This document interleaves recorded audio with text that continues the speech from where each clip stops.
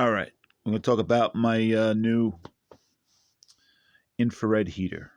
Fantastic. I'll get into that in a second. I've tried all the different types of heaters, kerosene heaters like this. This is great. This is going to get put away for the season soon. It's not getting really, really cold. Uh, this winter's just about over. I like using the kerosene heater to start up. I mean, it heats up the whole first floor in like minutes. Then I put the furnace up a little bit and takes over. I just really conserves a lot of oil because the kerosene is like instant heat. I mean, it gets this first floor up to like 70, 73 degrees literally in like 15 minutes. It's just incredible. And it's not that small, the first floor. I mean, it's not that big. Each floor is about 1,500 square feet, So, yeah, it's not tiny. It's not that big, of course. I mean, if it was anything bigger, I don't think it would do such a good job that fast. But anyway, getting off track. I want to talk about this infrared heater. Now, I've tried the ceramic heaters and all different types of heaters throughout the years. And I tell you, if you want a heater that's you're gonna be sitting in front of, uh, it does a good job for heating a room. It does pretty good. I think it even does better than a ceramic. Not much, but where it really shines is if you're sitting in the area of it and it's facing you. I mean, it's like instant warmth. It's the best heat. It really is the infrared heat and the least expensive. I tell you, my electric bill. I run this in the evening, usually when I get home. Around I start using it around, I'd say around 4 or 5 o'clock in the evening. And it's not continuous. I may put it on and I start feeling hot and then I turn it off and whatever. I'm sitting in front of the computer. And it just heats up the room and heats up whatever it's facing. It heats you up like in seconds, and that's what I like about it. And it's a different type of heat. It's hard to explain. It just, I don't know, just warms your bones up. I don't know what it does, but it is the best. And it's like I said, it's the cheapest. I noticed maybe, and I started using it this month. I'm sorry, this year, and I started using. I think I got it in December, and I tell you, my electric maybe went up $5, and I use it quite a bit. A good, a night every night, a good 6 hours every night. So about $5, maybe a little bit more than that. Not much around, depending how much I use it, but I really don't see much of a difference. Now, when I use the ceramic heaters or any of the other, like I had one of those radiator heaters. It circulates the oil, and oh man, that was the worst. Forget it. I threw that out. I had that for like 6 months, and I threw that out a couple of years ago. That's just junk, junk, junk, junk. It's good for a real tiny room, and over time, and it just sucks up electric. Just I've had baseboard ones. I had all different styles, and I tell you, the infrared is by far the best and the cheapest. That's. But I tell you, if it was the same amount as like um, the radiator with the oil that was so it was like a fortune to run that. If this infrared was just as I mean, if the oil radiator, if it was just as good as this, I would have just kept that. I mean, I really didn't care about the extra. The run the oil radiator heater was, I think, was like 10, $15 a month. But I mean, you got to keep that thing on all the time and keep the room temperature up, and yeah, it didn't make sense, and it wasn't instant. I want instant warmth. I want to be able to sit down and turn the heater on and feel warm. I don't got patience for that. So this does the job.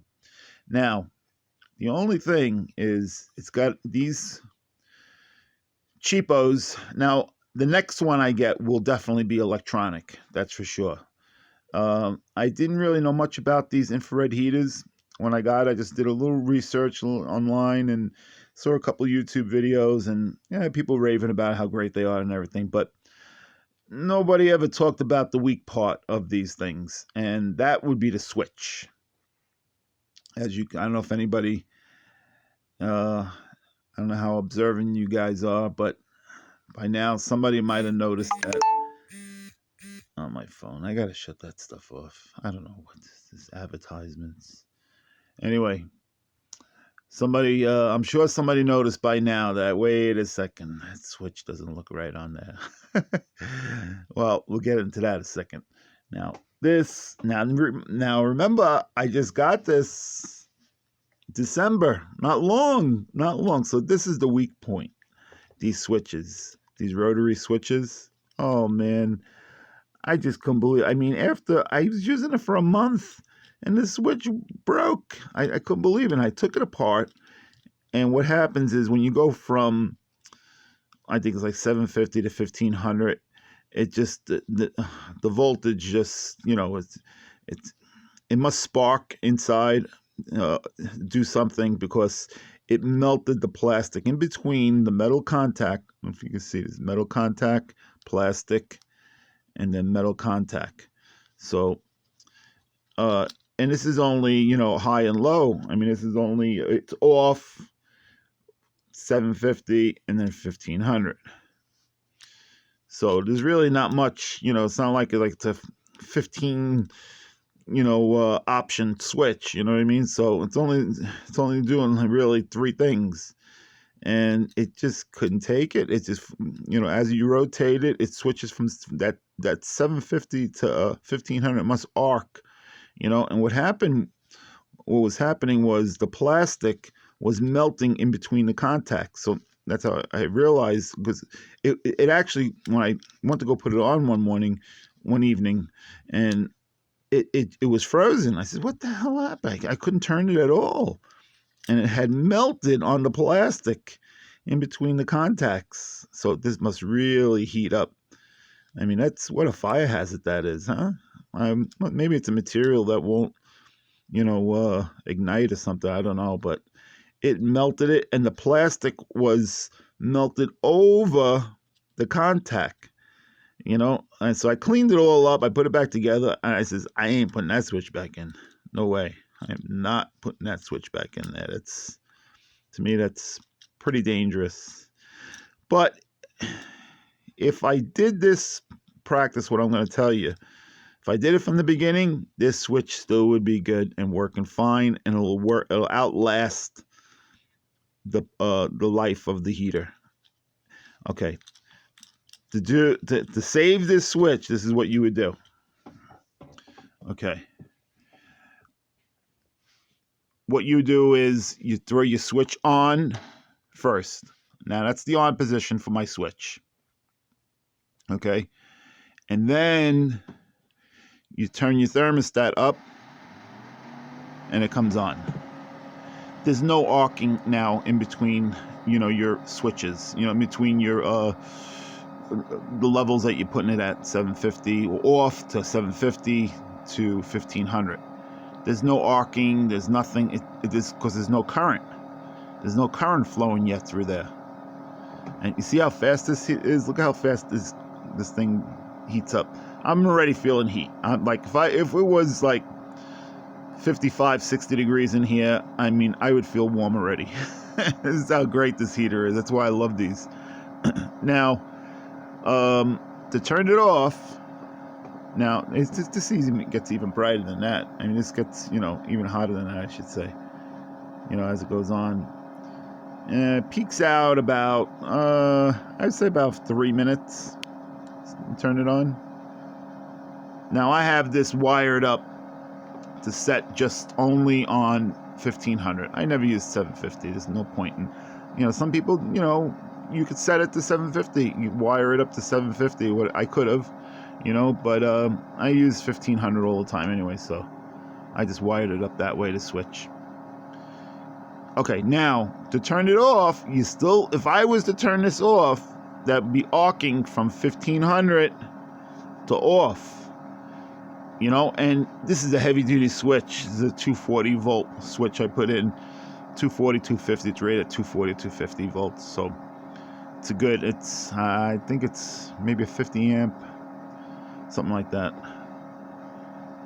Yeah, it does a job. It does, you know, it's been in there for a few months now. This is April, and I put it in January, and it's been pretty good. Okay, now to turn it off. Pretty much the opposite. So you're not gonna turn this off. Like I said, if you turn this off, it's gonna start eating this switch up. I don't care. It's a heavy duty switch. It probably would eventually eat that up. I think it's a way better switch. I don't think there's any. I didn't take that switch apart. I don't think there's any plastic stuff in that switch, but I don't know. I just don't want to, you know, mess with it again. Okay, so now to turn it off, you turn your thermostat down. All shuts down, right? And then you turn your switch off. Now you're off. Now this does have a standby light. You know, you could, if you want, just turn the thermostat up. See, it's off. Thermostat's off. If you want to see the light, you know, and to verify that it's off and just the light's off, you can do that. If you have this, I mean, they made millions of these heaters. This one I got from a big online company I've been dealing with for years and years and years. I'm not promoting it or nothing. Northern Tool is a pretty good price, you know, but Walmart has these. Black & Decker makes their version, and it's all the same thing. It's just that these symbols are a little bit different, but it's, if you look at this model, they, you know, it's made from China, and everybody buys and puts their name on it, you know. I mean, they made millions and millions of these, and they're very good, but just the weak point is the switch. So see, now this is it's in standby, and I say I could just turn the switch on and go right on. So you could do it that way. But like I said, that's jumping, you know, if it was the old switch, it would just eat it up in no time doing that, you know.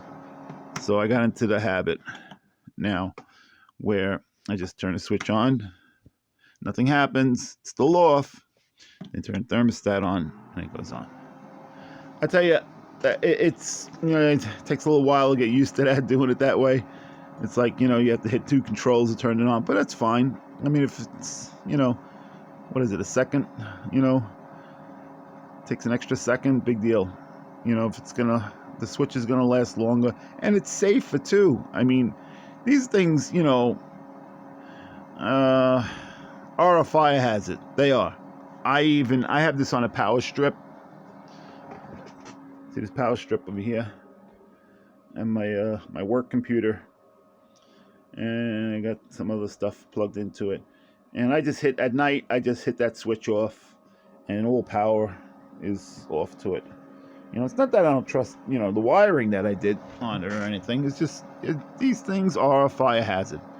When you're not using these things should be unplugged. No question about it. All right, I'm going on and on. I'm already 13 minutes into this, and I don't think anybody wants to hear any more about this. All right, so that's my rant on these heaters. Anyway, like I said, just those switches are weak, but these heaters are the best. Thanks for watching.